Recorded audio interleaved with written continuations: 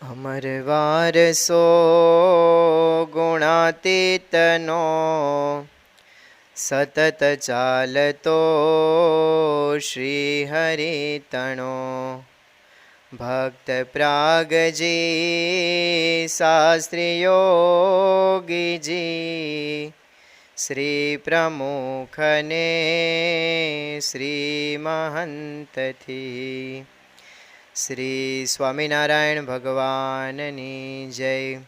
અક્ષર પુરુષોત્તમ મહારાજની જય. ગુણાતીતાનંદ સ્વામી મહારાજની જય. ભગતજી મહારાજની જય.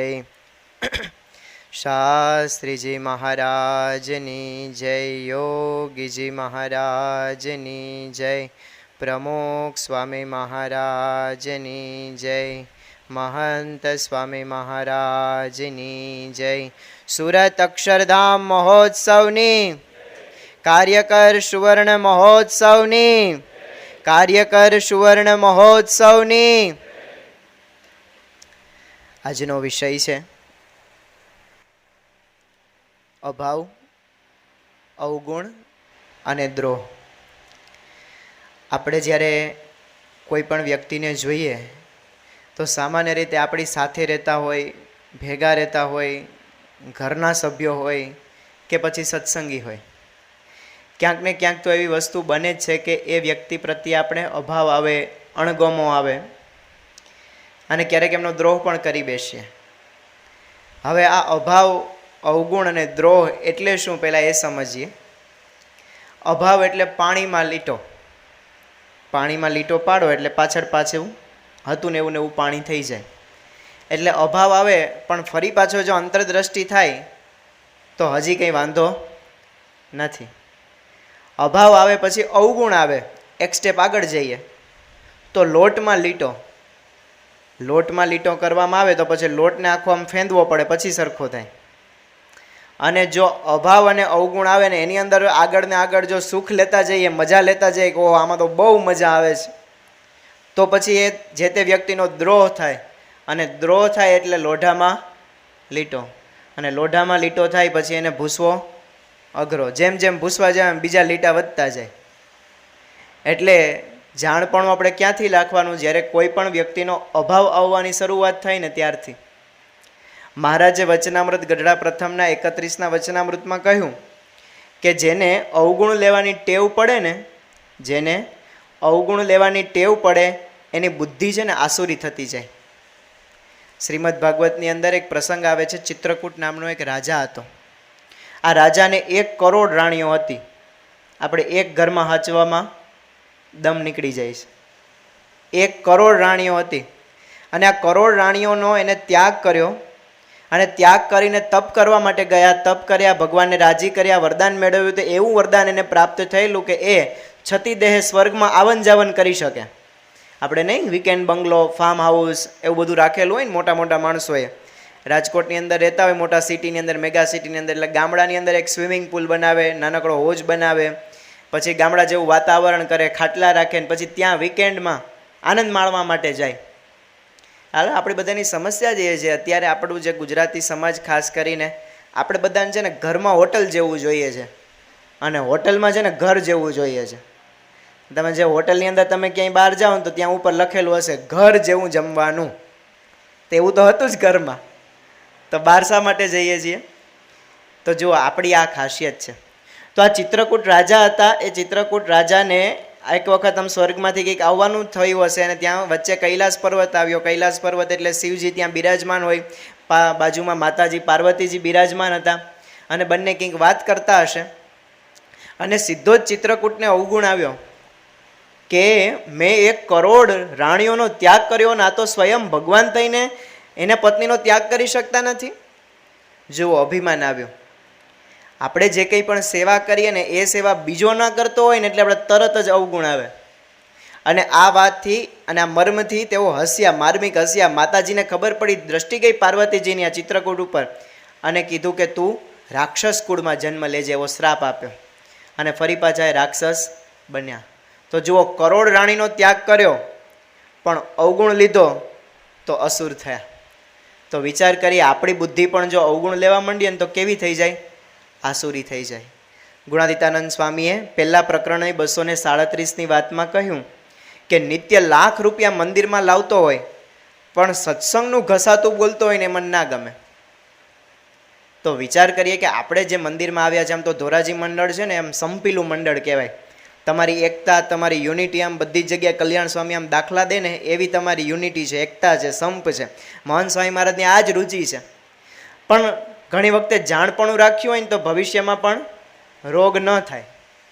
રોગ થાય અને પછી દવા લેવી એના કરતાં સારું કે રોગ જ ના થાય. એટલે જો આપણે જાણી રાખ્યું હોય કે આ અભાવ અવગુણ છે શું, તો આપણે ક્યારેય કંઈ વાંધો આવે નહીં. ચિત્રકૂટ રાજાની જેવું જ આપણી અંદર પણ ક્યારેક અભિમાન આવી જ જાય છે. કારણ કે આપણે જ્યારે સેવા કરતા હોય, દાખલા તરીકે અહીંયા ખુરશી પાથરતા હોય અને કોઈ હરિભક્ત આવીને અહીંયા પલોઠી વાળીને આમ બેસી જાય અને તમારે આમ તમને આમ જોયા જ કરે, વાહ સરસ ખુરશી પાથરે છે, સરસ ખુરશી પાથરે છે, ગાદલા પણ સરસ પાથર્યા છે, બરાબર, વાહ સરસ, બેઠા બેઠા આવું જ કરે. તમને એક ટેકો ન દેવા લાગે, તમને શું થાય? તમારા કોઈ દોસ્તાર કે તમારા કોઈ નજીકના વ્યક્તિ આવે ને એટલે આમ સીધો આમ ઠોસો મારે કે ધવલ આજે છે ને પેલો આવ્યો હતો અને હું ખુરશી પાથરતો હતો, ચાલો ટગર વગર જોવે પણ મારા વાલાએ એક ખુરશી પાથરવા ન લાગી. આવું થાય છે કે નથી થતું?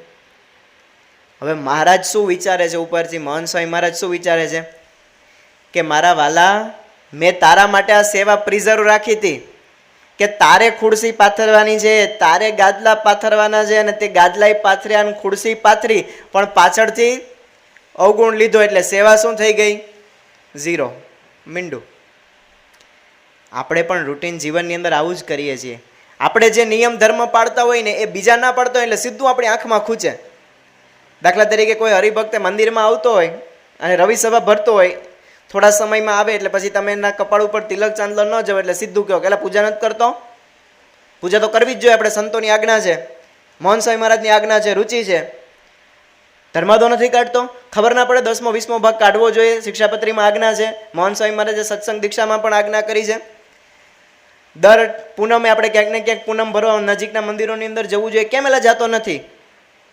ઘરની અંદર ઘર સભા કરે છે, નથી કરતો. કેમ નથી કરતો? મહાન સ્વામી મહારાજની બાપાની રુચિ છે. એલા ભાઈ, સીધો કોઈ વ્યક્તિ આવ્યો હોય અને હજી તો 2 રવિ સભા ભરતો થયો હોય, એને તમે સીધો આવો ડોઝ મારો તો એ કેટલો વ્યાજબી છે? આપણે બધું એવું જ થાય કે હું જેટલા જે કંઈ પણ નિયમ પાડું ને સામેવાળો પાડવો જ જોઈએ. એટલે ભાઈ એ કેજીમાં છે ને તમે 10મા ધોરણમાં જાઓ, કેજીવાળો કોઈ વિદ્યાર્થી હોય એના 10મા ધોરણવાળો 2 વિદ્યાર્થી એમ ચાલ્યા જતા હોય તો એ કેજીવાળાને માથામાં ટાપલી મારે, સાલા હજી તું કેજીમાં જ છો, 10મામાં આવ. તો હવે કેજીવાળો શું આમ બોલતા આવડતું હોય તો કે મારા વાલા, તું પણ પહેલાં કેજીમાં જતો, પછી પહેલામાં ગયો, પછી બીજામાં ગયો અને પછી 10મા સુધી પહોંચ્યો છે, એમ હું પણ તારા જેવડો થઈશ ત્યારે 10મામાં પહોંચીશ. એમ આપણે બધા છે ને સત્સંગને આમ એક્સ્ટ્રીમ લેવલ ઉપર હોય ને એટલે આપણે બધાને આપણી સરખી ગતિના જ માનીએ, બધા આપણા લેવલના જ હોવા જોઈએ. પણ એવું નથી હોતું. હા, એને કહેવાની રીત હોય છે. તો આપણે આપણા સત્સંગની અંદર એવી શું ભૂલ કરી બેસીએ છીએ? મહર્ષિ અરવિંદ હતા, પોંડિચેરીની અંદર એમનો આશ્રમ છે, અને આ આશ્રમની અંદર કોઈ દંપતી છે ત્યાં લાભ લેવા માટે ગયેલા દિલ્હીથી, અને 7 દિવસ સુધીનું ત્યાં રોકાણ હતું. પછી આ મહર્ષિ અરવિંદને મળ્યા અને મળ્યાની સાથે જ છે ને એને ફરિયાદોનો વરસાદ વરસાવ્યો કે તમારે તો અહીંયા વ્યવસ્થા બરાબર નહોતી ને તમારે તો અહીંયા જે રૂમની અંદર અમને આપવામાં આવ્યું હતું એનું જે કંઈ પણ વ્યવસ્થા બારી હતી એ બરાબર ખુલતી નહોતી, ગાદલાની અંદર એટલું બધું મેલા હતા, ઓછાળ બરાબર હતા નહીં, ગરમ પાણી નાહવાનું આવતું નહોતું, જમવાનું બરાબર મળતું નહોતું, કોઈ વ્યવસ્થા નહીં, તમારા આશ્રમમાં જ્યાં જઈએ ત્યાં કચરાના ઢગલા ઢેર પડ્યા હતા. મહર્ષિ અરવિંદ બોલ્યા હાથ જોડીને કે પ્રભુ તમે ક્યાંથી પધાર્યા? તો કે ભાઈ અમે તો દિલ્હીથી આવ્યા. તો કે તમે કેટલું ભાડું ખર્ચીને આવ્યા? તો કદાચ એ સમયમાં 7-8 હજાર રૂપિયા એને ખર્ચ્યા હશે. એટલે બોલ્યા કે સ્વામી 7,000 રૂપિયા ખર્ચીને આવ્યા. તો કે તમે આના કરતાં 150 રૂપિયા કે 500 રૂપિયા તમારા દિલ્હીમાં કોઈ રિક્ષાવાળાને આપ્યા હોત તો તમને દિલ્હીમાં સારામાં સારા કચરાના ઢગલા બતાવ્યા હોત. તમે અહીંયા 7,000 રૂપિયા ખર્ચીને આવ્યા, એ અહીંયા કચરો જોવા આવ્યા કે ગાદલા બરાબર નથી એ જોવા આવ્યા કે બારી બરાબર ખુલતી નથી એ જોવા માટે આવ્યા? તમે અહીંયા શિબિરનો લાભ લેવા માટે આવ્યા, અને લાભ શું લીધો? બરાબર વ્યવસ્થા નથી. આપણે મંદિરોમાં જઈએ છીએ ત્યારે મંદિરોમાં આપણે આ જ વસ્તુ કરીએ. અહીંયાથી ગોંડલ ગયા હોય, ગઢડા ગયા હોય, સાળંગપુર ગયા હોય, કંઈક આડું અવડું જોઈએ એટલે સીધું આપણું દર્શનનું સુખ વયું જાય. આપણે દર્શનનું સુખ ક્યારે આવે? આપણે દર્શનનું સુખ ક્યારે? જ્યારે બધી વ્યવસ્થા આપણે વિચારેલી હોય મગજમાં, એ જ પ્રમાણેનો રૂમ મળે, એ જ પ્રમાણેનું જમવાનું મળે, એ જ પ્રમાણેની વ્યવસ્થા સચવાય, આપણે આરતીમાં જઈએ અને બધા આપણે આગળ સ્થાન મળે તો આપણે મજા આવે એમ કે. પણ જો આપણી ઈચ્છા મુજબનું ન મળે ને ત્યારે આપણે સીધો જ મંદિરનો, મેનેજમેન્ટનો બધાનો અભાવ આવવા માંડે અને એની અંદરથી અભાવ આવે, પછી અવગુણ આવે અને પછી દ્રોહ થાય અને પછી સત્સંગમાંથી જઈએ પણ ખરા. એટલે જો આ જાણપણું જ્યારે ન રાખીએ ત્યારે બહુ મોટું નુકસાન થતું હોય. કોઈ હરિભક્ત હોય, દાખલા તરીકે અહીંયા સંતોની સભા હોય, કોઈ મોટેરા સંતો આવતા હોય અને એ સમયે તમારા ગામની અંદર બધી જગ્યાએ પોસ્ટર લગાડેલા હોય અને કોઈ નવા મુમુક્ષુ જે તમારા જાણીતા છે, તમારા દુકાન સાથે ક્યાંક ને ક્યાંક સંકળાયેલા છે, તમારી ધંધા સાથે સંકળાયેલા છે, એવા વ્યક્તિઓ જો તમારી પાસે આવે અને અહીંયા તમે એને જુઓ તો તમારા મનમાં, તમે કદાચ બોલો નહીં, તમે બધા સારા છો, ખાનદાની છો અને સારું સંપેલું મંડળ છે, પણ કદાચ આપણાથી એવું બોલાઈ જાય કે પ્રસાદ હોય ત્યારે જ આવે છે, તો સામેવાળાને કેવું દુઃખ લાગે? આવો શબ્દ આપણાથી ક્યારેય બોલાય નહીં. એક મંદિરની અંદર એક હરિભક્ત આપણા કાર્યકરને મળ્યા, સંતોને મળ્યા અને સંતોએ પૂછ્યું કે પહેલાં તો તમે રવિ સભામાં રેગ્યુલરલી આવતા, હવે કેમ નથી આવતા? તો કે સ્વામી, એક વખતે આમ તો મારે તમને કહેવું ના જોઈએ, પણ તમારા એક સારામાં સારા કાર્યકર અને જ્યારે મંદિરમાં ગોટાનો પ્રસાદ હતો અને ત્યારે પ્રસાદ આપ્યો અને પ્રસાદની અંદર હું જ્યારે લેવા માટે ગયો ને ત્યારે એ હરિભક્તે એવું બોલ્યા કે તમે તો કંઈક વિશિષ્ટ પ્રસાદ હોય ને ત્યારે જ તમારા દર્શન થાય છે. એટલે પછી સ્વામી અમે આવવાનું બંધ કરી દીધું. એટલે સંતોને આ વસ્તુ મેટરને હરખી ક્લોઝઅપ કરતા છે ને કલાક વહી ગઈ કે એના વતી અમે તમારી માફી માગીએ છીએ, આવું તો થાય, બધા સાંખ્ય કરી લેવાનો, ભગવાનની ઈચ્છા સમજવાની. પણ જો અહીંયા મંદિરમાં આપણે બધા અહીંયા બેઠા છીએ ને કેને ખબર છે કે આપણે ગયા જન્મમાં ખીચડી જ ખાઈને અહીંયા આવ્યા છીએ. ગયા જન્મમાં આપણે ખીચડી જ ખાતા હતા, ક્યાંક લાડુડી ખાઈ ગયા હશું, ક્યાંક અન્નકૂટનો પ્રસાદ ખાઈ ગયા હશું અને એ પુણ્ય પ્રતાપે આપણે આ જન્મમાં સત્સંગ મળ્યો છો.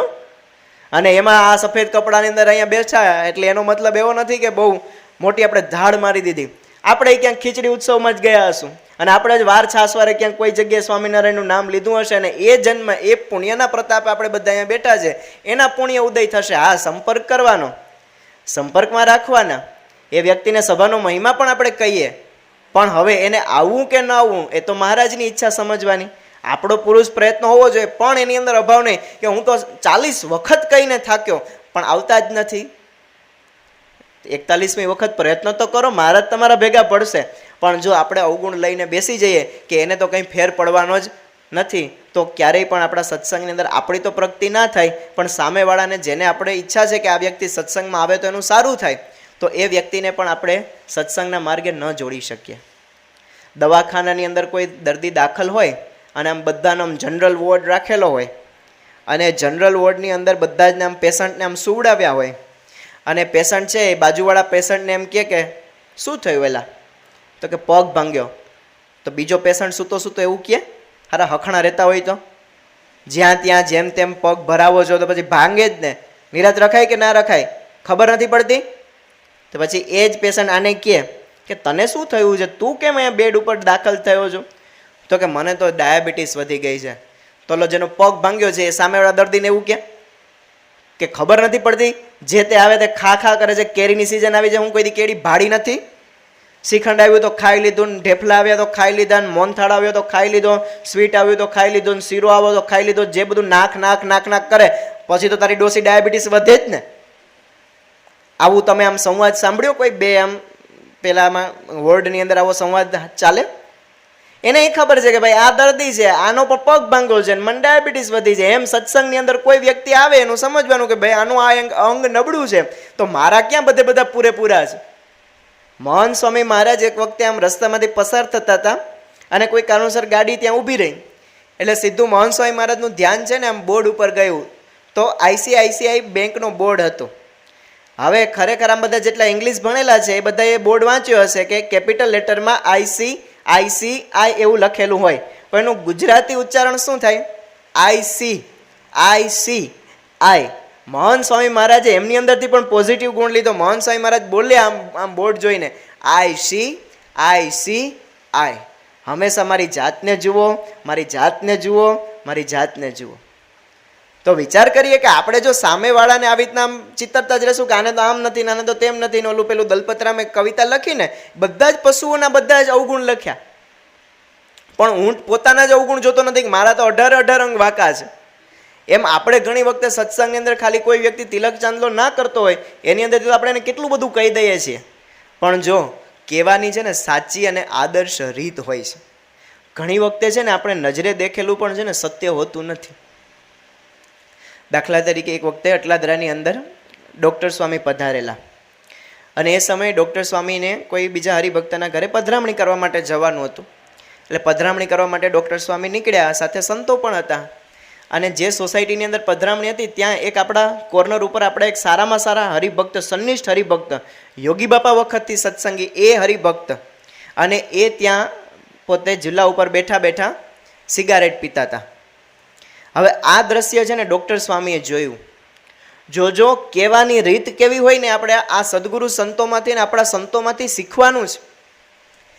હવે એ સમયે આપણે આપણી જાતને પણ સરખાવતા જઈએ કે આવું દ્રશ્ય કદાચ આપણે જોયું હોય તો આપણે સીધો પહેલાં તો ફોન કાઢીએ અને ફોટો પાડી લઈએ. કેમ કે અહીંયા આવીને પન્નારા સાહેબને રિપોર્ટ આપણે દેવો હોય કે પન્નારા સાહેબ પહેલાં હરિભક્ત સિગારેટ પીતા હતા, તો પન્નારા સાહેબ કે હોય જ નહીં, આવે લ્યો ફોટોગ્રાફ, પ્રૂફ તો રાખવું પડે ને. તો આપણે હોય તો શું કરીએ, ફોટોગ્રાફ પાડીએ, જગછત્રાયા કરીએ. ડૉક્ટર સ્વામીએ કોઈ પણ વ્યક્તિને જણાવ્યું નહીં, કારમાં બેઠેલા સંતોને પણ નહીં, અને બીજા હરિભક્તના ઘરે જ્યાં પધરામણી કરી આવવાના હતા પધરામણી કરી આવ્યા અને ફરી પાછા અહીંયા અટલાદરા મંદિરે આવ્યા. આપણા કોઠારી સંત છે અને ત્યાં રાજેશ્વર સ્વામી બધું PR ડિપાર્ટમેન્ટને બધું સંભાળે છે. એમને વાત કરી કે મારે આપણા આ હરિભક્ત છે ને મળવું છે, તો એમને કહેજો ને મને મળી જાય. જુઓ કેટલો વિવેક. અને પેલા હરિભક્ત એકદમ સન્નિષ્ઠ હતા, કર્તવ્યનિષ્ઠ હતા. આવ્યા મંદિરે અને મંદિરે આવ્યા એટલે ડૉક્ટર સ્વામીને મળ્યા, રૂમમાં ગયા તો ડૉક્ટર સ્વામી બધા જેટલા કોઈ પણ રૂમમાં હતા ને સેવક સંતોને બધાને બહાર મોકલ્યા કે તમે બહાર જાઓ. આમ આજુબાજુમાં નજર કરી કે બારી બધું બંધ છે, AC ચાલુ હતું એટલે બારી બધું બંધ હતું. પછી ડૉક્ટર સ્વામીએ જે વાતની શરૂઆત કરીને આ જો કહેવાની આદર્શ રીત છે. ડૉક્ટર સ્વામી કહે કે હું તમને 3 પેઢીથી ઓળખું છું અને તમે મારા સંપર્કમાં છો, સંતોના સંપર્કમાં છો, તમે બધા જ સત્સંગના નિયમ પાડો છો, એ બધી જ મને ખબર છે. પણ મેં જે જોયું છે ને એ મને પ્રશ્ન થયો મનમાં કે આવું હશે ન જ હોય. એમ છતાં પણ હું તમને પ્રશ્ન પૂછું છું કે આજે અમે આ હરિભક્તના ઘરે પધરામણીમાં જતા હતા તો એવા સમયે મેં તમને તમારા હિંડોળા ઉપર બેઠા બેઠા સિગરેટ પીતા જોયા. અને પછી ડૉક્ટર સ્વામી બંધ થઈ ગયા. આપણા જેવું હોય તો પહેલાં શું કે સિગરેટ પીવાય સત્સંગી થઈને, અને એ પણ પાછું હિંચકા ઉપર બેસીને પીવાય? ખબર પડે કે નહીં? જરાક બુદ્ધિ તો વાપરો યાર. એટલા વર્ષથી સત્સંગમાં જો આપણો સીધો ટોન બદલી જાય. પણ ડૉક્ટર સ્વામી એટલું બોલીને શાંત થઈ ગયા. પહેલાં હરિભક્તે કે સ્વામી તમે જે દ્રશ્ય જોયું ને બરાબર સાચું જ દ્રશ્ય જોયું. હું સિગારેટ જ પીતો હતો, બીડી જ પીતો હતો. પણ સ્વામી એ બીડી છે ને એ હકીકતે સિગારેટ નથી, એ આયુર્વેદિક બીડી છે. અને મને છેલ્લા 3-4 વર્ષથી દમની તકલીફ થઈ છે, શ્વાસની તકલીફ થઈ છે. એટલે હું એક આયુર્વેદિક ડૉક્ટરને કન્સલ્ટ કરું છું અને એને મને એક આયુર્વેદિક ઔષધિ આપી છે કે જે ઔષધિને મારે નાસ દ્વારા, શ્વાસ દ્વારા અંદર ખેંચવાની હોય છે. એટલે હું એ વ્યક્તિ પાસે ગયો તો એમને કીધું કે ભાઈ અમે આને બીડી જેવું બનાવીને આપીએ છીએ, પણ તમે સત્સંગી છો એટલે તમે કદાચ આ પીવું તમને થોડુંક ઓકવર્ડ લાગશે, એટલા માટે સ્વામી મને એવું આપ્યું કે તમે તપેલીની અંદર એને નાખો અને પછી તમે એનો નાશ લો. પણ સ્વામી એનું જે યોગ્ય રિઝલ્ટ મળવું જોઈએ ને રિઝલ્ટ મળતું નહોતું. એટલે પછી મેં આ વૈદ્યને કીધું કે મને આનું રિઝલ્ટ મળતું નથી. તો એમને કીધું કે જો તમને ઈચ્છા હોય, તમને માફક આવતું હોય તો હું તમને આની આ જે ઔષધિ છે એની બીડી બનાવી દઉં, એને તમારે સળગાવી અને તમારે એની સડ લેવાની, દમની અંદર પેલું થશે. અને સ્વામી આ બીડી મારા ખીચામાં જ રાખું છું, આ જુઓ તમે, આની અંદર કોઈ પણ પ્રકારનું ટોબેકો નથી, આ બીજી બહારની સિગારેટ કે બીડી છે નહીં, આ તો સાદી સિમ્પલ આવી રીતે બીડી છે અને આ હું દમના રોગ માટે ઉપયોગ કરું છું. આવું ડૉક્ટર સ્વામીને પહેલાં હરિભક્તે કીધું. ડૉક્ટર સ્વામી કે બરાબર છે, સાચી વાત છે, પણ આજે મારાથી આ દ્રશ્ય જોવાઈ ગયું. આવી રીતે કોઈ બીજા હરિભક્ત જુએ તો એમને કદાચ આ વાતનો ખ્યાલ ન હોય તો કોઈને અભાવ આવે. માટે તમે જ્યારે આવી રીતના આયુર્વેદિક દવા લેતા હોય ત્યારે રૂમમાં બેસીને લેવી. જુઓ કેટલા વિવેકપૂર્ણ વાત કરી. આપણે કોઈ વાકમાં આવે, આપણા ધ્યાનમાં આવે તો આપણે તો કેટલું આમ એને ખખડાવી જ નાખીએ. અને કદાચ કોઈ હરિભક્ત સારી સેવા કરતો હોય, નવો નવો મંદિરમાં આવ્યો હોય અને આપણે એની સેવાને કઈ રીતે બિરદાવીએ? કોઈ દાખલા તરીકે મનીષભાઈ નામના વ્યક્તિ હોય અને કોઈ બધા આમ કે ઓહો મનીષભાઈ જે મંદિરમાં સેવા કરે, ગમે ત્યારે તમે એને બોલાવો ને સેવા માટે હાજર જ હોય, તત્પર જ હોય. પન્નારા સાહેબનો ફોન આવ્યો નથી કે આમ હાજર થઈ ગયા નથી, કોઈ પણ કાર્યકરનો ફોન આવે, કસેટિયા સાહેબનો ફોન આવે ને હાજર થઈ જાય. અને ગમે તે જગ્યાએ જવાનું હોય ને એ રેડી જ હોય. પરાસભામાં જવું હોય, PRS મંડળમાં જવાનું હોય, બાર સભા કરવા માટે જવાનું હોય, એ તૈયાર જ હોય. આટલો બધો મહિમા જો તમારી સામે કોઈ વ્યક્તિ ગાય અને એમાં કોઈ એક વ્યક્તિ એવો ઊભો હોય અને એ એવું બોલે, એ બધું વાત તો બરાબર, પણ તને એની એક વાત નથી ખબર. જો હસ્યા ને એનો અર્થ એવો કે આ વાત સાચી કે નહીં, આવું આપણે કરીએ છીએ. તો આપણે જો આવી રીતે મહિમાથી વિચાર કરીએ કે એ મંદિરમાં આવ્યો છે તો કંઈક એની ભૂમિકા જુદી હશે. એટલા માટે ઘણી વખતે આપણે આંખે દેખેલું પણ છે ને સત્ય હોતું નથી. જે ડૉક્ટર સ્વામીને આપણે પ્રસંગ દ્વારા આપણે સમજ્યા. તો જુઓ, એવો જ એક બીજો પ્રસંગ, દાખલા તરીકે હું આ વસ્તુ મેં ખીચામાંથી કાઢી. શું છે આ? બરાબર ને? શું છે આ? ફાકી. બરાબર ને? આ પેલા ભાઈ બેઠા છે ચશ્માવાળા, ઊભા થઈને અહીંયા આવો જોઈએ. અહીં બધા બેઠેલા કહે છે કે આ ફાકી છે. બરાબર? હવે જોવો જોઈએ શું છે? મુખવાસ છે. શું છે? મુખવાસ. બેસો. હવે પેલી જ નજરે તમે જોયું અને આ જ વસ્તુ હું બારોબાર અહીંયા નીકળીને પછી આમ કરું ક્યાંક કુતિયાળાથી આવ્યા એ તો ફાકી ખાઈ જાય, તો સારી સારી બધી વાતો કરીને ગયા અને પછી કોઈ મળવા માટે ઊભા ન રહ્યો. પણ આપણે છે ને આવું જ દ્રષ્ટિ, આપણી દ્રષ્ટિ છે ને આવી જ છે. કાગળિયું ફાકીમાં જોયું એટલે આપણે એવું જ સમજી લઈએ કે આ તો 135નો માવો જ છે, પણ નથી ભાઈ સાહેબ, વરિયાળી છે. કોઈ વ્યક્તિ આમ હેન્ડસ્પ્રીમાં આમ કાનમાં નાખીએ અને રસ્તા ઉપર આમ ચાલ્યો જતો હોય એટલે આપણે એવું જ સમજીએ કરો લફરાબાજ સમજીએ ને. આપણે બધા હસે છે જો, એટલે બરાબર સાચી જ વાત થાય છે કે લફરાબાજ કોક આરે ક્યાંક જામ્યો હશે. એટલે ભાઈ પ્રવચન સાંભળે તમે યાર કે એને જોવાની દ્રષ્ટિ તો બદલો. દરેક વસ્તુની દ્રષ્ટિકોણથી આપણે જો યોગ્ય દ્રષ્ટિકોણથી જોઈએ ને તો આપણે એની અંદરથી ગુણ અને ગુણ જ દેખાશે. હવે આપણે જાણીએ છીએ કે અભાવ તો લેવાય નહીં, અવગુણ લેવાય નહીં, એમ છતાં પણ લેવાઈ જાય છે. તો હવે એનો ઉકેલ શું? કંઈક તો દવા હશે ને આની. તો એની દવા એ છે કે એની અંદર આપણે ગુણ જોવો. યોગીજી મહારાજ, પ્રમુખ સ્વામી મહારાજ, મહંત સ્વામી મહારાજ દરેકની અંદર ગુણ જ જોતા હતા. અને એટલા માટે સત્સંગની અંદર આનંદ આવ્યો. યોગી બાપા યોગી ગીતાની અંદર લખે કે મને સત્સંગની અંદર 50 વર્ષ થયા પણ થાથા થાબડા કરતો હોય ને એનો પણ મને કોઈ દે અવગુણ આવ્યો નથી. ને આપણે આપણી જ્યારે સેવા કરતા હોય ને 5 દિવસ એના ભેગું રહેવાનું થયું હોય ને તો બધા સ્વભાવ ઓળખાઈ જાય. પણ એ હરિભક્ત મંદિરની અંદર સેવા કરે છે, મંદિરની અંદર આવે છે, એ જ એમનું બહુ મોટામાં મોટું ભાગ્ય છે. તો હવે ગુણ ગ્રહણ કઈ રીતે કરવા? તો યોગીજી મહારાજ, પ્રમુખ સ્વામી મહારાજના જીવનમાંથી આપણે અમુક પ્રસંગો જોઈએ તો આપણે ખ્યાલ આવે કે આવી પરિસ્થિતિની અંદર પણ ગુણ જોયો છે. યોગીજી મહારાજ એક વખતે ટ્રેનમાંથી પસાર થતા હતા. તમને એ ટ્રેનનો બહુ સારો લાભ મળે છે ને વારે વારે, હમણાં જ એક ટ્રેન ગઈ. તો આવી રીતે યોગીજી મહારાજ ટ્રેનમાં પસાર થતા હતા અને ત્યાં થોડાક જે યુવકો હતા બધા પત્તે રમતા હતા. અને યોગીજી મહારાજે તો કીર્તન શરૂ કર્યું. અને આમ તો યોગીજી મહારાજ એકદમ ભજનાનંદી, એટલે એને હાજી ભલા સાધુ આમ ડોલતા ડોલતા ગાતા હશે કંઈક. અને પેલા બધા યુવકોને એકદમ છે ને ડિસ્ટર્બ થયું અને કીધું કે હે સ્વામી, આ બધું બંધ કરો, અમને એમાં ડિસ્ટર્બ થાય છે. યોગીજી મહારાજ તો શાંતિ જાળવી. યોગીજી મહારાજ તો માળા ફેરવા માંડે આંખો બંધ કરીને, એ તો અલમસ્ત હતા. થોડી વાર થઈને તો પેલા પત્તાવાળા જે બધા રમતા હતા ને યુવકો, સ્ટેશન એનું આવ્યું પણ ખબર ના પડી. પત્તા રમવામાં સ્ટેશન વયું ગયું. તો આગળ કોકનું ધ્યાન ગયું કે આપણે તો જે સ્ટેશન ઉતરવાનું તો સ્ટેશન તો વયું ગયું. અને બધા એકદમ હાફડા ફાફડા થઈ ગયા. અને પછી નેક્સ્ટ બધાએ જે સ્ટેશન આવતું હતું ત્યાં ઉતરવા માટેની તાજવીજ કરી. અને જેવા ઉતર્યા ને એટલે યોગી બાપા ભેગા જે સંતો હતા ને બધા બોલ્યા કે બાપા, જો તમારા જેવા પુરુષનો આને દ્રોહ કર્યો ને, તમને કીર્તન ગાતા રોક્યા ને, એટલે આને મહારાજે સજા કરી, સ્ટેશન ભૂલાવી દીધું. યોગી બાપા કહે કે ગુરુ એમ ના કહેવાય.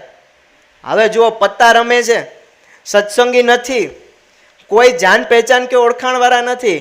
યોગી બાપા કે ગુરુ, એને જેવું પત્તા રમવામાં તાન હતું, સ્ટેશન ભૂલાઈ ગયું, એમ આપણે જો ભગવાન ભજવામાં તાન હોય ને તો આ જગત ભૂલાઈ જાય.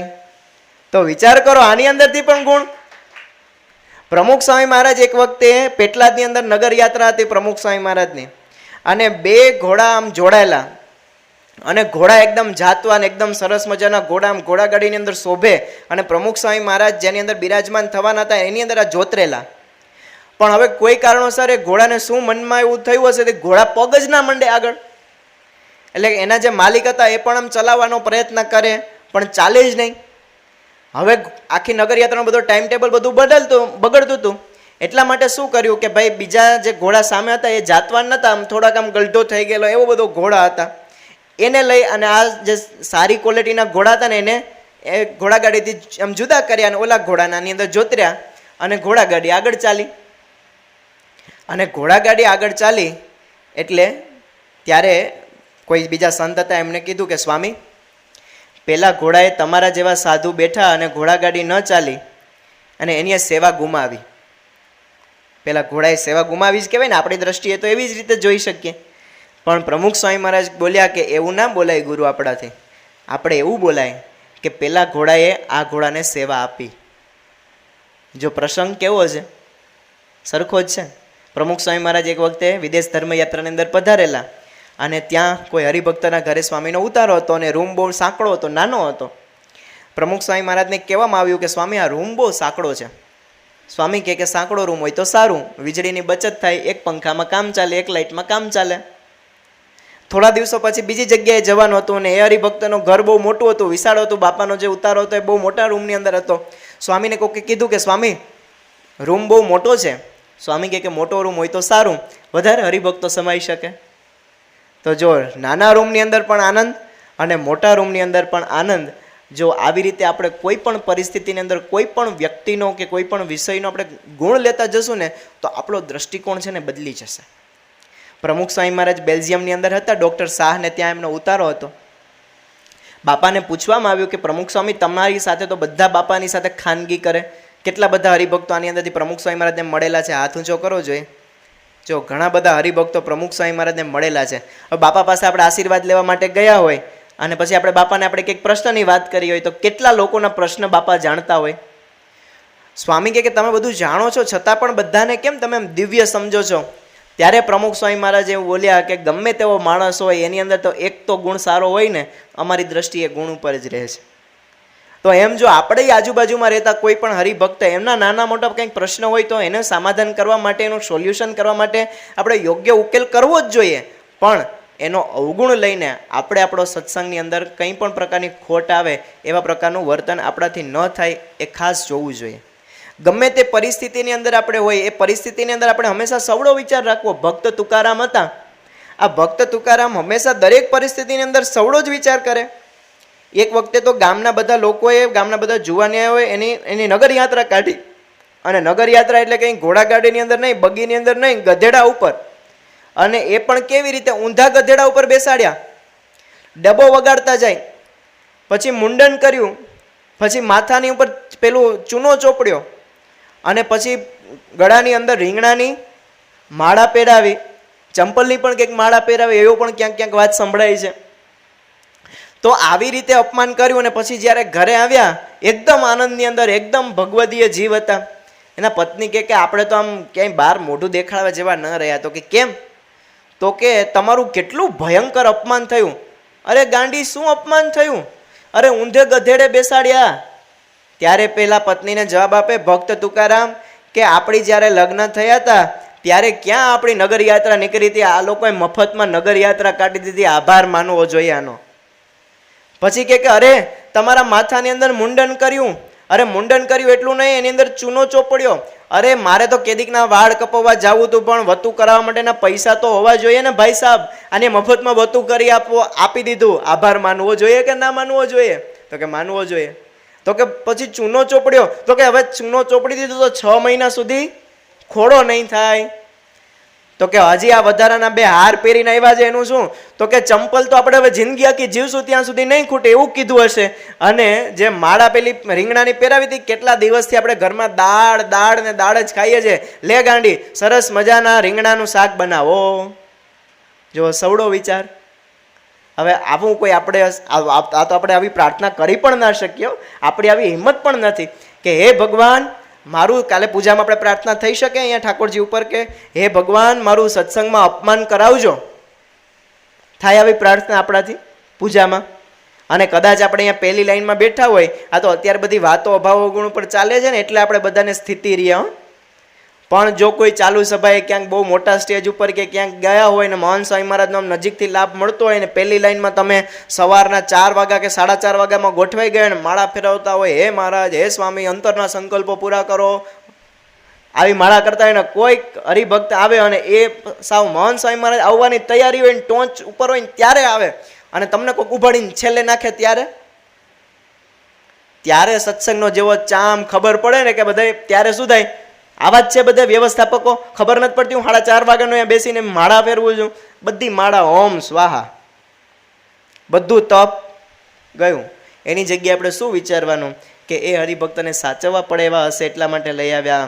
મારે તો છેલ્લે પણ લાભ લેવો છે, અહીંયા પણ લાભ લેવો છે, હું તો દર્શન કરવા માટે આવ્યો છું અને દર્શન તો મને થવાના જ છે. મહારાજ સ્વામી બધું અંતરનું જાણે છે. આ વાત જો આપણે દ્રઢ કરી રાખી હોય તો પહેલાં બેસાડે કે છેલ્લે બેસાડે, ઘોડા ઉપર બેસાડે કે ગધેડા ઉપર બેસાડે, હાર પહેરાવે કે ચંપલનો હાર પહેરાવે, આ બધી જ પરિસ્થિતિની અંદર આપણે આનંદ રહે કે ના રહીએ? ભક્ત તુકારામનો એક બીજો પ્રસંગ છે. એ પોતે આમ ખેતરની અંદર ગયા હશે ને ત્યાંથી શેરડી લઈને આવતા હતા, શેરડીનો ભારો હતો અને ગામના બધા છોકરાઓને આમ મસ્કરી સૂજી કે આપણે છે ને તુકારામની કંઈક મસ્કરી કરી, એટલે બધાએ શેરડીનો જે સાઠો હતો ને લઈ લીધો, પાછળ એક જ સાઠો વધ્યો. હવે આ એની પત્ની જોતા હતા કે આ ભગત પાસેથી બધું આને યુવકોએ લઈ લીધું છે. ઘરે પધાર્યા, તેના પત્ની કહે છે કે બધુંય દઈને આવ્યા અને પત્ની છે ને એકદમ આમ ખીજની અંદર એકદમ તીખા મગજના હશે તે આમ શેરડીનો દાંડો લઈને બરાબર બરડા ઉપર માર્યો. તે શેરડીના બટકાના 2 ભાગ થઈ ગયા. તે ભક્ત તુકારામ આપણા જેવા હોય તો સામો હથિયાર લે, ક્યાં ગયો પાવડાનો પેલો હાથો, ચલો ફાઇટિંગ, આક્રમણ. પણ તુકારામે શું કીધું કે ભગવાને મને કેવી પતિવ્રતા સ્ત્રી આપી છે, મારે શેરડીના ભાગ નથી કરવી પડતા, સરખે સરખા ભાગ કરીને આપી દીધા. બોલો હવે આની અંદર પણ આ ભલા માણસ કે આ કેવો આનંદ લે છે, તમે વિચાર તો કરો આ પરિસ્થિતિની અંદર. તો જો આવી પરિસ્થિતિ તો આપણા ઘરમાં કોઈને આવવાની જ નથી. વધીને ડોરા કાઢે, નીચી નજર કરી જવાની, કંઈક બોલે બાજુમાં રૂમમાં વયું જવાનું. તમે કંઈક સામો રિસ્પોન્સ આપો તો કંઈક સામો રિસ્પોન્સ મળવાના ચાન્સ રે, સત્સંગમાં પણ અને ઘરમાં પણ. મહાન સ્વામી મહારાજ તો ઘર સભાની અંદર જે આપણે ઘર સભા સહાયિકા બુક આવી છે ને એની અંદર લખ્યું કે પરસ્પર એકબીજાને પગે લાગવાનું મન થાય. હવે પત્ની હોય એ તો પતિને પગે લાગે, ચલો સમજ્યા, પણ પતિને પત્નીને પગે લાગવાનું મન થાય, છોકરાઓને પગે લાગવાનું મન થાય. આટલો જો પરસ્પર મહિમા જો સમજતા થાય ને કે ઘરમાં જ અક્ષર મુક્ત છે. ઘણી વખતે છે ને આપણે આ બહુ મોટી ભૂલ કરીએ, આપણે સત્સંગમાં બધું દિવ્ય દિવ્ય લાગે ને ઘરમાં બધું અદિવ્ય જ લાગે. પહેલાં તો ઘરમાં બધા મુક્ત સમજવાના કે આપણા ઘરમાં જેટલા કોઈ પણ છે ને બધા મુક્તો છે, બધા દિવ્ય છે. મહાન સ્વામી મહારાજના સંબંધે બધા દિવ્ય છે, એટલે નાનો મોટો સ્વભાવ હશે ને આમ બધું દિવ્ય લાગવા મળશે ને. એકબીજાને પગે લાગવાની શરૂઆત કરો. આપણે બધા હરિભક્તો પગે લાગીએ, પણ કઈ રીતે? આમ એમને એમ પગે લાગીએ. પંચાંગ પ્રણામ કરવાની આજ્ઞા છે માતા પિતાને. એટલે જેટલા બધા છોકરાઓ બેઠા એને આપણે બધાએ માતા પિતાને પંચાંગ પ્રણામ કરવાના. માતા પિતા છે ને ભેટતા નથી પોતાના છોકરાને, માથે હાથ મૂકી દે. રોજ તમારા છોકરાને ભેટવાનું, ગળે મળવાનું. આ ગળે મળો ને એની અંદરથી જેટલા કંઈ પણ પ્રશ્નો હોય ને અડધા પ્રશ્નો તો એમને ઓછા થઈ જાય. કેમ કે હેત અને મોહબ્બત જ એટલું વધી જાય છોકરાને તમારા પ્રત્યે કે ભાઈ મારા પિતા મને રોજ કેટલું ભેટીને આલિંગન કરે છે. તમે સાંજે નોકરી ઉપરથી આવો ને તમે તમારા છોકરાને આમ પ્રેમથી બોલાવો, મારો દીકરો આવી ગયો. હવે એ દીકરો જ્યારે નાનકડો હોય ને ત્યાર સુધી તમને ગમે. સ્વાભાવિક રીતે આમ પણ ગલુડિયાનો જન્મ થાય કૂતરીને ત્યાં, તો નાનકડા ગલુડિયા હોય ને એને રમાડવા તમને ગમે. પછી ડાઘ્યો કૂતરો થાય પછી તમને આમ ગાલ ખેંચવા ગમે. એમ નાનકડું છોકરું આમ ઘરમાં હોય એને આમ ઉલ્લું રમાડવાની મજા આવે, પણ એ જ જ્યારે ભાભલા થાય ત્યારે ખેંચાય ગાલ આમ. પણ એ ગાલ ખેંચો, એ ગાલના આનંદ લ્યો. અરે મારા દાદા, અરે મારા દાદી, તમે આમ બધ ભરીને વારો. તમારા ઘરની અંદર આમ સ્વર્ગ જેવું ઘર ન બની જાય તો કહેજો. આ મહાન સ્વામી મહારાજના વાક્ય છે ભાઈઓ કે એકબીજાનો મહિમા પરસ્પર સમજીએ, ઘરમાં બધા દિવ્ય છે એવું સમજીએ તો ખરેખર આપણું ઘર છે ને મંદિર બને. ઘર છે મંદિર બને. હવે મંદિરને ઘર કઈ રીતે બનાવવાનું? તો કે જેટલા કોઈ પણ મંદિરમાં સભ્યો આવે છે એ બધા મારા માથાના મુંગટ છે એવું સમજવાનું. ડૉક્ટર સ્વામી આપણે કહે છે ને અહીં બેઠેલો દરેક હરિભક્ત મારા માથાનો મુંગટ છે. આ વાત આપણે કેટલી વખત ડૉક્ટર સ્વામીએ દ્રઢાવી છે. અને કદાચ કોઈ સત્સંગમાં આવે, આપણે કંઈક એલફેલ કંઈક વસ્તુ કહી જાય તો એનું દુઃખ ન લાગવું જોઈએ. ગુણાતીતાનંદ સ્વામીના વખતમાં બાલ મુકુંદ સ્વામી હતા. હવે આ બાલ મુકુંદ સ્વામીને કોઈ એક હરિભક્ત આવ્યા અને સ્વામીને કહે કે સ્વામી મારે તમને કાનમાં કંઈક વાત કહેવી છે. એટલે બાલ મુકુંદ સ્વામીએ સીધો આમ કાન ધર્યો કે બોલો ગુરુ. બાજુમાં સેવક સંત હતા, તે પેલા સુરવીર એટલા કે બાલ મુકુંદ સ્વામીને કાનમાં ગાળો દઈ ગયા, કાનમાં હો, જાહેર સભામાં. અને પછી પેલા સેવક સંત એકદમ આમ અકળાયા અને કે સ્વામી આને તમે કંઈક કહેવાય ને, કે કેવું જોઈએ કે ના કેવું જોઈએ? બાલ મુકુંદ સ્વામી કે ધન ભાગ ને ધન ઘડી સત્સંગમાં આવા કેનારા ક્યાંથી મળે? વિચાર કરો. હવે આપણે જ્યારે આ પ્રસંગ જાણી રાખ્યો હોય ત્યારે કોઈ આપણા વડીલ કાર્યકરો, આપણા કોઈ મોટેરા કાર્યકરો અથવા તો કોઈ સંતો કંઈક આપણે આજ્ઞા કરે અથવા તો આપણે એની રુચિ પ્રમાણે કાર્ય ન થાય અને ક્યારેક આપણે નાનકડો ઠપકો મળે ત્યારે આપણે બાલ મુકુંદ સ્વામીનો પ્રસંગ વિચારવો. કોઈ આપણે ગાળો દેવાનું નથી, કોઈ આપણે ખીજાવાનું નથી, કોઈ આપણે કંઈ પ્રશ્ન કરવાનું નથી. એ છતાં પણ નાની અમથી કોઈ વાત આવે તો આપણે એવો પ્રસંગ વિચારવાનો કે બાલ મુકુંદ સ્વામીને કોઈ વ્યક્તિ ગાળો દઈ ગયા હતા, એ છતાં પણ એના હૃદયની અંદર શાંતિ રહી. એવી શાંતિ મને સત્સંગમાં રહે છે કે નથી રહેતી? હવે આપણે જો જાણપણું જાણી રાખ્યું કે આપણે આપણી ટેવ શું છે, તો કે અભાવ અવગુણ લેવાની. કેમ કે એની અંદર તો આપણે કેસર કેરી જેવું સુખ આવે, કેસર કેરી જેવી ખાઈએ ને ગળી જેવી સુખ આવે, એવું અભાવ અવગુણ લેવાની અંદર આપણે સુખ આવે. હવે એ ન આવે એના માટે આપણે કઈ રીત જોઈએ? તો કે એનો ગુણ ગ્રહણ કરવાનો. અને હવે ત્રીજી રીત રહી કે હવે આપણે શું કરવાનું? ગુણ ગ્રહણ કરવાથી અવગુણ ના લેવાય, એ તો આપણે સમજ્યા. અભાવ અવગુણ કેવી વસ્તુ છે એ પણ આપણે બરાબર સમજ્યા. હવે આપણે શું કરવું જોઈએ? તો મહિમા સમજવો જોઈએ. મંદિરમાં જે આવે છે કેટલો બધો મહિમા ભાગ્યશાળી વ્યક્તિ છે. યોગીજી મહારાજ એક વખતે મુંબઈની અંદર બિરાજમાન હતા અને મુંબઈની અંદર કોઈ એક વ્યક્તિ સવારની પોરની અંદર આપણા દાદર મંદિરે ચડ્યો અને આ દાદર મંદિર અંદર ચડ્યો એટલે સ્વાભાવિક રીતે યોગી બાપાની તેવી સરભરાની રીત, એટલે કોઈ પણ નવો હરિભક્ત આવે ને એટલે બધું પ્રેમથી પૂછે. એટલે આને બધું પ્રેમથી આમ પૂછ્યું યોગીજી મહારાજે સવારે મંગળ પ્રવચનની અંદર. એટલે પેલા હરિભક્તે કંઈ હરિભક્ત આપણા કંઈ સત્સંગી નહોતા, આમ ગુણભાવવાળા પણ નહીં, આમ રસ્તા ઉપરથી પસાર થતા અને કોણ જાણે કેમ આમ અંદર આવ્યા, થોડાક આમ મેન્ટલ રીતે ડિસ્ટર્બ લાગતા હતા. હાથમાં પાવો હતો, પેલો રમકડાનો પાવો છે ને, તમે અહીં ક્યાંય રમકડા છો, અહીંયા પોરબંદર કદાચ મેળો કરવા માટે કંઈ આવ્યા હોય અથવા તો અહીંયા ક્યાંય મેળો ભરાતો હોય, ગુજરી ભરાતી હોય, એની અંદર તમારા છોકરાઓ આ પાવો લેવાની આમ તમને જીદ પકડે, આમ વગાડે, સિસોટી વાગે, પછી પો પો આવો પાવો વાગે. હવે આમાં જે વડીલ હોય ને એને બધાને ગમે નહીં, એટલે એક દિવસ પાવો વગાડે ને છોકરા, એટલે છોકરું ક્યાંક આડું અવડું થાય ને એટલે પાવાને ક્યાંક હગે વગે કરી દે ને પછી શું કે મીનો લઈ ગયો. મીનો નથી લઈ ગયા, બાઘડો જે મોટો ઘરમાં છે ને એની સતાડી દીધો છે. તો આપણે એક દિવસ સહન ના કરી શકીએ, પણ યોગીજી મહારાજ પાસે આવ્યા અને પેલા યોગીજી મહારાજની એમ દ્રષ્ટિ પડી કે આ હરિભક્તા પાવો, તમને પાવો વગાડતા આવડે છે? યોગી બાપાએ પેલા હરિભક્તને પ્રશ્ન પૂછ્યો. હા સ્વામી આવડે છે ને. તો કે વગાડો જોઈએ ગુરુ. હવે આ 5 વાગ્યામાં સવારના પોરમાં તમને અલાર્મ વાગે ને, તમે તમારી રીતે મજા આવે એવી ટોન સેટ કરી હોય ને તો પણ અલાર્મ વાગે ને તો આમ મનમાં થાય કે ક્યાં વાગ્યો, આ સવાર પડી ગઈ. તમને ગમતી વસ્તુ રાખો છો ને તોય તમે ઇરિટેટ થાવ. હવે 5 વાગ્યામાં બધા આમ ઝોલા ખાતા હોય અને એવા સમયે કોઈક આમ રેણી સાહેબ આમ પો એવું વગાડે તો આપણે મજા આવે કાનમાં? ફરી પાછું આને તો કંઈ એક વખત નહીં, બીજી વખત પો પો, મને બધા જો કંટાળે અને યોગી બાપા આમ આનંદ આનંદ અને આનંદ આમ થાપ મારે, વાહ ગુરુ વાહ, હું પાવો વગાડો છે. એટલે પાવો વગાડે માં વાહ. અને પછી તો એ બધું પત્યું, યોગીજી મહારાજ આશીર્વાદ આપ્યા અને એને તો મજા આવી, કેમ કે વખાણ ખુશામત તો ખુદા કો ભી પ્યારી હે. એટલે મજા આવી. એટલે બીજે દિવસે આવ્યા મંદિરમાં અને મંદિરમાં આવ્યા અને ફરી પાછો યોગીજી મહારાજ કીધું કે ગુરુ પાવો વગાડો. અને પાવો વગાડ્યો સવારના પોરમાં 5 વાગ્યામાં, પો પો પો. હવે હું આ માઇકમાં બોલું ને તમને ના ગમે હો, બરાબર? તો પ્રસંગ કહીએ છે એટલે ગમે, પણ કદાચ અહીંયા આવીને અહીંયા કોઈ રાડો નાખવા માંડે હમણાં તો 2 જણા ઉચકીને બારોબાર મૂકી આવો કે ના મૂકી આવો. તો આમ યોગીજી મહારાજની કેવી દિવ્ય દ્રષ્ટિ હશે. આપ સત્સંગમાં શીખવાનું કે ગમે એવું મંદિરમાં આવે, મારો હરિભક્ત છે. તો યોગીજી મહારાજે આવું પછી 3-4 દિવસ સુધી ચાલ્યું. એટલે બીજા બધા યુવકો હતા ને એમને મજા નહોતી આવતી, એટલે એ હરિભક્ત કે ઓલા જે ગુણભાવવાળા વ્યક્તિ ત્યાં મંદિરમાં આવે ને એ પહેલાં જ આ લોકો સવારમાં ગેટ ઉપર ઊભી ગયા અને કીધું કે હાલો હાલતી પકડો અહીંયાથી, આવવાનું નથી અંદર. સારા શબ્દોમાં કદાચ કીધું હશે. અને યોગીજી મહારાજ મંગળ પ્રવચન કરવા માટે આવ્યા અને એમની એમ લાક્ષણિક શૈલીમાં યોગીજી મહારાજ શોધે કે પેલા હરિભક્ત ક્યાં ગયા પાવાવાળા.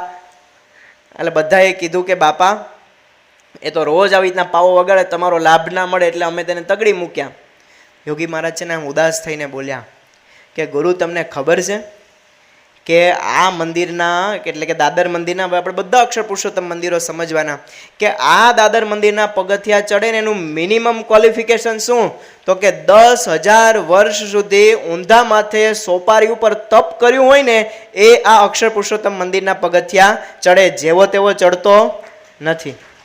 એટલે તમે અહીંયા બધા બેઠા છો, એનું મિનિમમ ક્વોલિફિકેશન શું છે? 10,000 વર્ષ તપ. તમારા બાજુવાળાનું પણ, તમારું પણ, આજુબાજુવાળા, ખુરશીવાળા બધાનું મિનિમમ ક્વોલિફિકેશન શું છે? 10,000 વર્ષ ઊંધે માથે તપ કરીને આ મંદિરના પગથિયા ચડ્યો છે. હવે લેવાયો ભાવ ગુણ?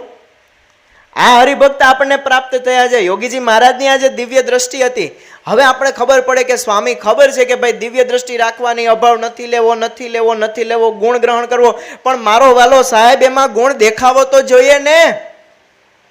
દેખાતો જ નથી, કેમ કે કંઈ છે જ નહીં, માલ જ નથી. આપણે એવું થાય સામેવાળા હરિભક્તમાં કે ગુણ હોય તો લઈએ ને, તો ગાતા તો કે આવડે નહીં, વગાડતા તો આવડે નહીં, ખુરશી ગોઠવવાની કે એમાંય ગતા ગમ નહીં, ગાદલા પથ્થરો કે આડાવડા ગાદલા ગોઠવે, પ્રસાદના પડીકા આપવા માટે ઊભા રાખીએ તો કોકને 2 દે ને કોકને 4 પકડાવે, મંદિરની ઉપર આરતીમાં પણ તાળી હરખી બરાબર પાડે નહીં, કપડાં વ્યવસ્થિત પહેરે ને, એમાં શું ગુણ લેવો? આમાંથી શું કાઢ લેવાનું આમાંથી? પણ કોઈ પણ વ્યક્તિમાં એક સારો ગુણ તો હોય. કદાચ કદાચ કદાચ આપણે કંઈ ગુણ ન દેખાય. આ બધી જ મેં જેટલી કંઈ પણ કીધી બધી આવડતો છે. પ્રવચન કરવું, કીર્તન ગાવું, તબલા વગાડવા, બધી આવડતો છે, કળા છે. આ કળા બધાને ભગવાનની દયાથી મળતી હોય, પણ ભક્ત થવું ને એ કૃપાથી થાય. તો આપણે એટલું સમજવાનું કે એ વ્યક્તિ મંદિરમાં આવે છે ને, બસ બીજા એના બધા અવગુણ સામે આપણે દ્રષ્ટિ કરવી નથી. કેટલા લોકો અહીંયાથી પસાર થાય છે આ રોડ ઉપરથી, કેટલા લોકો રોજ જુનાગઢ જાય છે, કેટલા મંદિરે આવે છે. આ તમે 250 જણા 300 જણા આવ્યા, એ સિલેક્ટેડ પર્સન છો. અને આ સિલેક્ટેડ પર્સનનો આપણે મહિમા નહીં સમજીએ તો કેનો મહિમા સમજવા જવાના? તો હરિભક્તો આપણે હવે પરસ્પર નવું શરૂ કરો. તમે એકબીજાને પગે લાગો છો, રવિવારે મળો, એકબીજાને ભેટો. એકબીજાને ભેટવાથી આપણે શું થાય? એકબીજાની આત્મીયતા વધે. પગે લાગીએ તો ઘણી વખત આપણે નવા નવા સત્સંગમાં આવીએ ત્યારે એકબીજાને, નાના નાના બાળકને આપણે આમ પગે લાગીએ, પછી ધીમે ધીમે જેમ સત્સંગની અંદર આમ મોટેરા થવા માંડીએ, પછી ગોઠણે હાથ દઈએ, પછી આપણે જય સ્વામિનારાયણ હથોહથ કરીએ, અને પછી કોઈક મારા જેવો હોય તો આશીર્વાદ દેતો પણ થઈ જાય, ધબ્બો મારતો. નાનામાં નાના બાળકને મહંત સ્વામી મહારાજ પગે લાગે છે. તમે વિચાર તો કરો, સવારના પોરની અંદર પૂજાની અંદર મહંત સ્વામી મહારાજ જે આમ દિવ્ય ભાવથી આમ હાથ જોડે છે. અટલાદરાની અંદર મહંત સ્વામી મહારાજ હતા. એક નાનકડા બાળકે સહજાનંદ નામાવલીનો પાઠ કર્યો, મુખપાઠ કર્યો. બાપા એને પાસે બોલાવ્યો અને હજી તો પેલો છોકરો બાપાને પગે લાગે એ પેલા મહંત સ્વામી મહારાજ પગે લાગ્યા. ત્યાં રોબિન્સવિલ અક્ષરધામની અંદર બાપા ગયા અને એ સમયે પેલી સ્તંભ પૂજનની વિધિ હતી, એની અંદર બધા નંદ પરમહંસો બનાવેલા. તો એકદમ આમ પિલરની અંદર નંદ પરમહંસો આમ પેલા સ્ટેચ્યુ હોય ને એવા લાગતા હતા. એટલે જેવા સ્વામી એ સ્તંભ પાસે ગયા એટલે પેલા હરિભક્તે પેલા બાળકે હાર પહેરાવ્યો. હજી તો પેલો બાળક આમ નામ તમે જોઈ હશે ડોક્યુમેન્ટરી ફિલ્મની અંદર, નાનકડી છબી કથામાં મૂકવામાં આવી છે. મહંત સ્વામી મહારાજને પેલા હાર પહેરાવે છે ને પેલા આમ નાના પાડે છે, એ પેલા તો મહંત સ્વામી મહારાજ એને પગે લાગી લે. હવે આખી સંસ્થાના ગુરુ ધણી ડૉક્ટર સ્વામીની ગોંડલની અંદર પેલી ગુલાબનો હાર પહેરવા માટે ગયા અને પાંખડી તોડીને ડૉક્ટર સ્વામીના ચરણોની અંદર એ મૂકી દીધી. તમે વિચાર કરો કેટલો દાસભાવ આપણે આ ગુરુને છે. તો આપણે સત્સંગમાં બાપના બાપ શું કામ થઈને ફરીએ? તો દાસના દાસ થઈ એ હરિને પ્યારા છે. તો યોગીજી મહારાજના આવા જ્યારે પ્રસંગો આપણે સાંભળીએ ત્યારે એમને કીધું કે 10,000 વર્ષનું તપ કર્યું હોય ને એ આ મંદિરના પગથિયા ચડે. પણ મેં કીધું ને કે એ છતાં પણ આપણે કોઈ વ્યક્તિનો ગુણ ન દેખાય. તો શું કરવું? એક વખતે એક રાજા હતા. આ રાજા જે હતા ને એ રાજા બહુ બાહોશ હતા, એકદમ હોશિયાર હતા, ખૂબ કળાની અંદર પારંગત હતા. પણ એક એની ખામી હતી, એક આંખે કાણા હતા, દેખાતું નહોતું, એટલે એક આંખ આંધળા કહી શકાય એક આંખે. હવે રાજાનું કાર્ય એટલું બધું જબરદસ્ત હતું એટલે ગામના બધા લોકોએ વિચાર કર્યો કે ભાઈ ખરેખર આ જે આપણા રાજા છે ને એના લીધે આપણા રાજ્યની ખૂબ સારામાં સારી પ્રગતિ થઈ છે. આ રાજાનું શિલ્પ એમની હયાતીમાં જ આપણે પધરાવવું છે. એટલે બધાએ પ્રધાનોએ રાજા સમક્ષ વાત કરી. એટલે રાજાને તો વાત માન્ય લાગી કે આપણે વાંધો નહીં કરીએ. પણ રાજાએ શરત એવી મૂકી કે હું જેવો છું ને એવો જ મને ચિતરવાનો છે, એની અંદર કોઈ પ્રકારનો ફેરફાર કરવાનો નથી. શિલ્પકારોને બોલાવવામાં આવ્યા. પહેલા શિલ્પકાર આવ્યા, રાજાને બરાબર આબેહૂબ મૂર્તિ બનાવી અને રાજાને કાણો બતાવો, કાણો હતા તો કાણો જ બતાવવાના હતા. એટલે એને કાણો બતાવીને મૂર્તિ શિલ્પ સામે રજૂ કર્યું અને રાજા એકદમ ખીજાઈ ગયા કે મને કાણો બતાવેશ, અને એને સીધા જેલમાં નાખ્યા. બીજો શિલ્પકાર આવ્યો કે રાજાને છે ને કાણો બતાવીએ ને એ બરાબર મજા આવતી નથી, એટલે આપણે શું કરવાનું, કાણો બતાવવાનું બંધ કરીએ, આપણે 2 આંખો બનાવી દઈએ, આપણે શું વાંધો, આપણે તો ટાંકણું જ મારવાનું છે, એક ટાંકણું નહીં મારીએ, કાણો નહીં બતાવીએ. એટલે એને આખી મૂર્તિ બનાવી પણ 2 આંખો બતાવી. પણ રાજાની શું શરત હતી કે હું જેવો છું ને એવો મને બતાવવાનો, એટલે આને પણ બતાવ્યું નહીં. એટલે આપણે જો આમાં 2 વસ્તુ સમજવાની, ઘણી વખતે કોઈ હરિભક્તમાં ન હોય ને ગુણ તો પણ આપણે ખોટા મસ્કા મારતા હોય, બટર પોલિશ. એટલે એ પણ આપણે જેમ માપે બધું ન ગુણ હોય પછી ઘણી વખતે કેવું થાય, મારા જેવાનું પ્રવચન સારું ન આવડતું હોય ને પછી તમે ઓહો હું પ્રવચન કર્યું, પછી એને મગજમાં એટલું બધું ફિટ થઈ જાય ને પછી સારું ક્યારેક મુકાવવું હોય તો બહુ અઘરું થઈ જાય. એટલે કોઈ હરિભક્તને એવું થઈ જાય કે હું ગાઉં છું બહુ સારું, પણ પછી જ્યારે કોઈ સારો ગાયક આવે ને પછી એને તક ના મળે ને તો પછી દુઃખ લાગે. એટલે જે ગુણ હોય એ ગુણને આપણે ચોક્કસ એપ્રિસિએટ કરીએ, હૃદયથી આમ ભાવ રાખીએ કે ભાઈ મંદિરમાં આવ્યા છે તો બહુ ગુણિયલ છે, ગુણિયલ વ્યક્તિ છે. પણ જો જેવા છે એવા વ્યક્તિને પેલા રાજાને ચિતરાવવાના હતા. એટલે પરિપાછો શું નિર્ણય કર્યો, ભાઈ હજી 3જા શિલ્પીને બતાવવામાં આવે. 3જા શિલ્પીએ છે ને આનો વૃત્તાંત તપાસથી લીધેલો કે ભાઈ આ જે શિલ્પી છે ને, આ જે રાજા છે ને આપણા, એ રાજાને ગમતું નથી. જો એને કાણો બતાવ્યો ને તો પણ ના ગમ્યું ને દેખતો બતાવ્યો ને એ પણ ના ગમ્યું, તો હવે શું કરવાનું?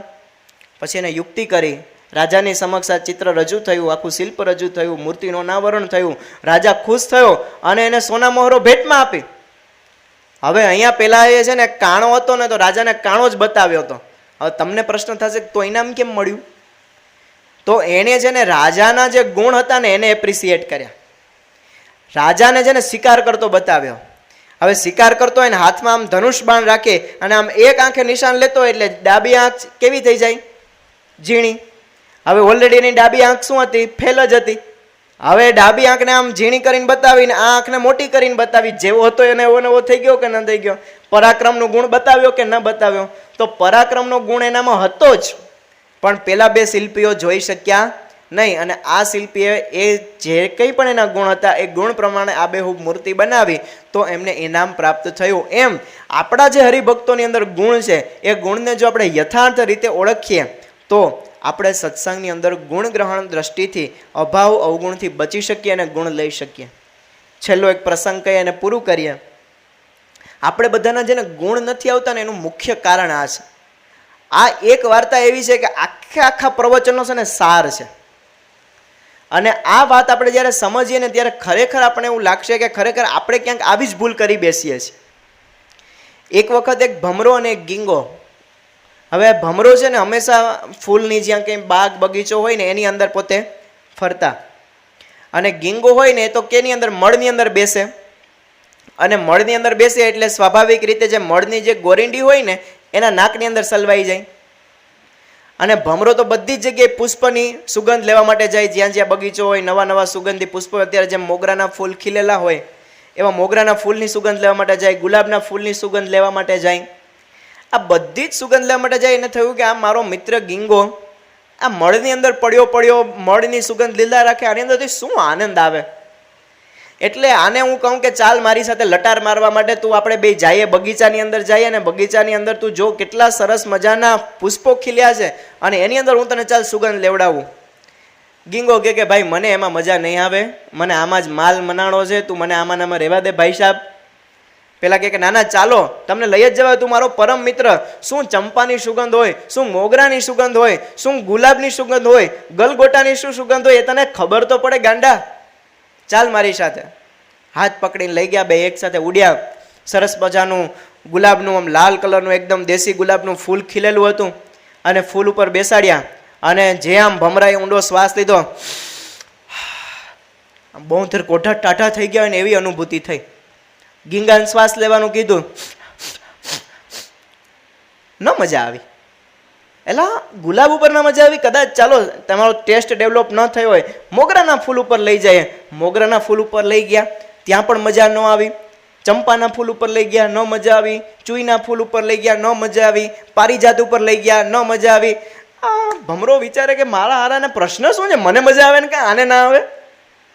પછી આમ નજીક મોઢું રાખીને જોયું ને તો ખબર પડી કે એની નાકમાં છે ને, જે મળમાં બેઠો રહેતો ને એની ગોરીંડી સલવાઈ ગઈ હતી બે નાકમાં. એટલે સુગંધ કેની લે? ફૂલની, પણ આવે કે નહીં? મળની. કેમ કે ગોરીંડી એટલી બધી જામી ગઈ હતી ને સુગંધ લઈ લઈને. એટલે પછી છે ને એને કીધું કે હાલ હવે તને જો સાચી સુગંધ લેતા શીખવાડતો, ભાઈ સાહેબ હવે બસ મને જવા દો ને ભાઈ, મારા મળમાં મને ન્યા જ મજા આવે છે, ન્યા જ મને આનંદ આવે છે. એમ આપણે પણ અભાવ અવગુણ તરફ જઈએ, એમાં જ મજા આવે. અહીંયા ભલે ગુણ ગ્રહણની કેટલી ગમે એટલી વાતો થાય, પણ ઓટલી ઉપર બેસીને જે ઘોર ખોદવાની મજા આવે ને એવી તો ના જ આવે સભામાં ભાઈ. એટલે અહીંયા પેલા ગીંગાને ભમરો લઈને ગયા આમ હાથની અંદર, અને કે ચાલ હું તને એક વસ્તુ બતાવું એમ કહીને નદી બાજુમાં હતી. એ નદીની અંદર છે ને આ ગીંગાને છે ને ભમરાએ આમ બરાબરનો ઝપકોડ્યો, પાણી નાખીને બારોબાર કાઢ્યો, પાણી નાખીને બારોબાર, પાણી નાખીને બારોબાર. એટલે છે ને આવી રીતના છલાંગો મરવીને એટલે ગોરીંડી છે ને નીકળી ગઈ અને બારોબાર આવ્યા અને ફરી પાછા કે હવે બગીચામાં ચાલ. ગુલાબ ઉપર બેસાડ્યા અને છે ને ઓલો ગીંગો ત્યાંથી હટે જ નહીં, શું સુગંધ છે. પછી મોગરા ઉપર, પછી પારિજાત ઉપર બધા ફૂલોની શેર કરાવી અને ગીંગો કે વાહ યાર મને તો આમ સ્વર્ગની અંદર અનુભૂતિ થઈ ગઈ. આવી સ્વર્ગની અનુભૂતિ આપણે પણ થાય, પણ આપણા નાકની અંદર શું છે? પૂર્વગ્રહની ગીંગોળીઓ. એ તો પહેલાં આવો જ હતો, હજી પણ આપણે મગજમાં એવો ને એવો જ ધારીએ ભાઈ સુધર્યો સત્સંગમાં આવીને. હવે આપણે એની પૂર્વગ્રહની ગીંગોળીઓ આપણા મગજમાંથી કાઢવી હશે તો આપણે શું કરવું પડશે? સ્નાન કરવું પડશે. કેમાં સ્નાન કરવું પડશે? રવિ સભામાં, સત્સંગ સભામાં, ઘર સભામાં, આરતીમાં, સત્પુરુષની આજ્ઞામાં. આ બધું જ શું છે? આપણે આ બધાની ક્રિયાઓ શુદ્ધ કરવા માટેના સાધનો છે. જેમ પેલા ગીંગાને ભમરાએ આમ ઝપકોડ્યા ને બરાબર, એમ આપણે સમજવાનું કે અહીંયા મહંત સ્વામી મહારાજ આ સત્સંગની ગંગોત્રી છે, એની અંદર આપણે બધાને આમ ઝપકોડે છે, ઝપકોડે છે, ઝપકોડે છે. અને એની અંદરથી આપણે જો સાચી સુગંધ લેતા થશું ને તો સત્સંગની અંદર બધું દિવ્ય દિવ્ય અને દિવ્ય જ લાગશે. જેવો આનંદ મહંત સ્વામી મહારાજ લે છે, જેવો આનંદ આપણા સદગુરુ સંતો લે છે, એવો ને એવો આનંદ આપણે કેફની અંદર આપણે આમ માલતા થઈ જશું. શાસ્ત્રીજી મહારાજના વખતની અંદર હરિભક્તો હતા, એ તો આમ રાત્રે નિંદરમાં બોલે શાસ્ત્રીજી મહારાજ શું મળી ગયો માલ. તો આપણા હાથની અંદર જે માલ આવ્યો, આપણને જે હરિભક્તો પ્રાપ્ત થયા, આપણે જે સંતો પ્રાપ્ત થયા, એના આપણે ગુણ ગાઈએ ને તો થાકીએ એમ નથી. એટલા આપણી આજુબાજુના હરિભક્તોના ગુણ છે. તો આ ગુણ જો ગુણ ગ્રહણ લઈ અને જો બીજાને ગુણ ગ્રહણ કરતા થશું ને ગુણ કહેતા થશું ને તો મહારાજને આપણે ખરેખર ગમશું. લોયાના 5ના વચનામૃતની અંદર મહારાજ કહે છે કે ગુણ ગ્રહણ કરે ને તેનો જ પાયો સત્સંગમાં અચળ રહે છે. તો આપણે ખાસ મહારાજ સ્વામીના ચરણોમાં પ્રાર્થના કરીએ કે આ લોયાના 5ના વચનામૃત પ્રમાણે અમે પણ અમારી આજુબાજુમાં રહેલા તમામ હરિભક્તોનો ગુણ ગ્રહણ કરી શકીએ. ઘરની અંદર પણ બધાને મુક્ત સમજીએ, બધાને દિવ્ય સમજીએ. જેવા મહંત સ્વામી મહારાજને અમને બનાવવાના છે, સોનાના હૈયા જે એને કરી આપવા છે, એવા સોનાના હૈયા આપણા સૌના બને. સત્સંગમાં બધી જ બાજુ બધું જ દિવ્ય દિવ્ય દિવ્ય લાગે અને એ માટેની બળબુદ્ધિ શક્તિ મહારાજ સ્વામી આપણને સૌને આપે એ પ્રાર્થના. શ્રી સ્વામિનારાયણ ભગવાનની જય.